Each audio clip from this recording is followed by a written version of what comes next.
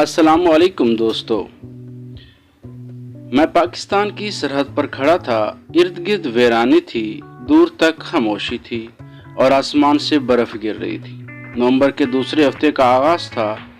ऐसा सफ़ेद दिन था कि मेरी सुर्ख जैकेट और सुरमई रंग की जैकेट के अलावा मंजर में कोई रंग न था।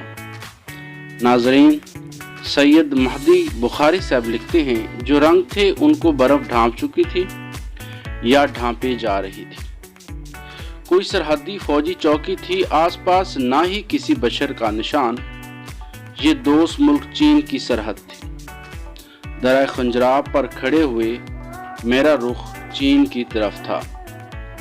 नाजरीन, सैयद महदी बुखारी साहब मजीद लिखते हैं कि शाहरा कराकरम का पाकिस्तान की हदूद में इख्तिताम था।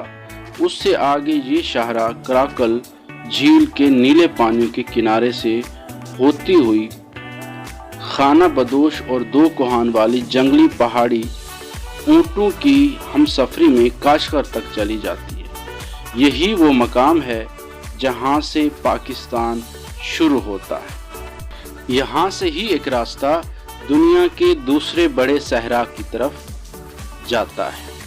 नाजरीन, आज की वीडियो में बस इतना ही। अगली वीडियो में मिलते हैं, तब तक के लिए अल्लाह हाफिज़।